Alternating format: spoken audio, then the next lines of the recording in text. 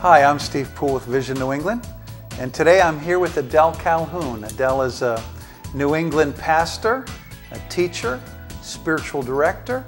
She is a popular speaker and a very gifted writer. As a matter of fact, we're here today to talk for a few minutes about her latest book, Invitations from God, and it's just a joy to have you here with us, Adele.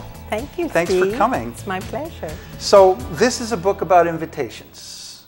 You got it. You say life brings invitations. And in the introduction you said, the things we say yes to and the things we say no to determine the terrain of our future. Can you say a few words about that? Yeah, I can. I feel like one of the things that comes with saying yes or no is if I say yes to you, I'm saying no to a bunch of other things. And that in our culture, since we don't want to miss out on anything, we may be saying yes to way too many things. Or we may be saying yes and no to the wrong things. Mm-hmm. And eventually, your life will get comprised of the things you say yes and no to. And so you may have this hunger and desire to say yes to God on some very deep levels, but in the reality of every day, you're saying yes to a whole string of things that pull you away. You also said culture invites us to experience everything. And the more invitations that come our way, the more important that we feel. So it seems that invitations are an ego trap, right? The things we say yes to, the things we say no to, they say something about us, who we are on the inside. That's right. Can you say something about that? Well, you know, I was talking to one of the chaplains at Harvard recently, and he said there was an ethos on campus both with students and with faculty, and he called it FOMO, F-O-M-O. FOMO. Fear of missing out. Oh. And this drive not to miss out on anything pushes students and faculty to you know, move into hyperspeed and accomplish and do and try to meet everyone, go every place, see everything, experience everything. And so it's almost like you're building, say, a big ball of experiences, and maybe like wrapping yarn, and the ball gets bigger and bigger and bigger and bigger, and so you have this big ball of yarn, and then say we sit down and start talking together, and you say, well, last week I was in Canada, and rather than listening to you, I take out my ball of yarn and say, oh, I was in Canada too, and then we start seeing who has the bigger ball of yarn, and we've never taken out knitting needles and made something of our experiences. We're just collecting them. And this collecting to see who has the biggest ball, I think, is really a way of trying to fill emptiness. And so that's insightful. When you have this deep emptiness, one of the ways you start plugging it up is putting in more and more things. And you miss life in living, ironically. Well, you may not even be present to this moment because you're already thinking about what do I have to do next. Right. There's a wonderful recognition of grace, though, in all of this. And I love your statement, with our track record for cavalierly ignoring God's invitations, I'm amazed that God continues to still send out the invites. And then you say God's invitations never dry up. And personally, my favorite statement in that little cluster is you could be on the paid staff of hell and God would still continue to say to send out the invitations. God doesn't quit. He's he's so wonderfully persistent and gracious with us. He has a longing for us to be with him, and where there's a longing, we extend ourselves. God does as well. So he's calling, he's clearly calling us, and we're saved by obviously his grace and his faithfulness. But it's how we respond, really, is the defining issue. It's what we say yes to. What we say yes to.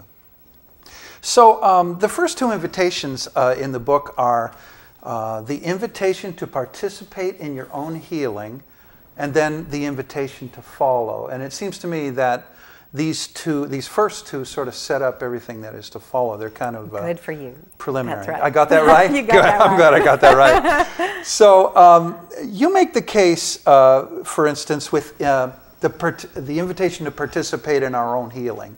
That if we really want to be healed, we have to be willing to participate in our own healing. And then you said transformation and healing always begin in the place of desire. So a few months ago, I was talking to my dad, and he told me a story that I didn't know about our family. His brother became ill when he was like 14, and my father's family was a poor farming family in Minnesota. They called the doctor. The doctor said he had sleeping sickness or rheumatic fever or something, wasn't sure. He needed to rest and stay in bed, and there was an 80% chance he could be okay. And he said, but you could call in an expert. So they had a family meeting, and they spent $200, which was a huge sacrifice and meant they went without, to bring in a specialist. The specialist came, said the same thing.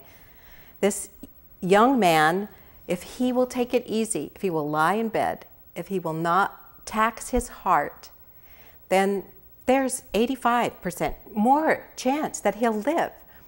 So for the next year, everybody in the family was trying to keep Dale in bed, and Dale, who's 14 and, feels fine, wants to get up. And the tragic end of the story is that he dies because he will not participate in what is required to get well.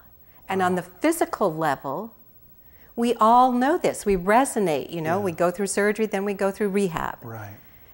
If we don't participate, we don't reap the benefits. And I think we need to take the analogy to the spiritual realm. Yes. That nearly all the healings Jesus does, he asks for participation. He asks for you to do something. Yes, yeah. This doesn't save you, but in the John 5 passage, he comes right out and asks the man by the pool, do you want to get well? Yes. Are you willing to participate? Yes, I love that passage. You talked about that in John 5 with the angel jacuzzi. The angel jacuzzi would come and trouble the water. Yeah. No, but you made a statement that I thought it was a stark and kind of shocking statement, but profoundly true, and I was wondering if you could unpack it a little bit. You said people can become very attached to their own pain and illness. Oh, absolutely. Talk about that. Well, there's a great literary example in Great Expectations, where Miss Havisham is jilted on her wedding day, spends the rest of her life wearing her wedding gown as her cake deteriorates around her. And I think in real life, it happens when we become defined by the terrible, painful thing that happened to us. So I get to know you, and within the first 3 minutes, what I've told you is about my pain. Yeah. So my identity is wrapped up with what happened in the past. And as long as I'm attached and looking back to the past, it closes out the future. So I can't open myself to the present moment because the pain is what's most real in my life. And this is a self-awareness issue, isn't it? Because I expect that when we do this, and we probably all have done something like this, in our lives, it's self-conscious. I mean, subconscious. We're not really aware that that's what we're doing. No. Right? So you say again that it's very important that we participate, cooperate with God. Would it be fair to say that healing and transformation is a synergy of faith and works in that respect? I think that's a great statement. Work out your own salvation with fear and trembling. That there's a piece of us, I think in all of us, that would really like God to behave like Albus Dumbledore and say, Steve, you want patience? Presto, yes, please. Patience. Yes, please. Rather than saying, Steve, you want patience? Yeah. Okay, how are you going to participate in becoming a patient human being? Yeah. Yes, indeed. And God will give you the grace. Yeah. But you're going to need to be the one that closes your mouth or whatever it is you need to do. In truth, part of the mystery of it is that grace is actuated in some, mysterious way by our very response.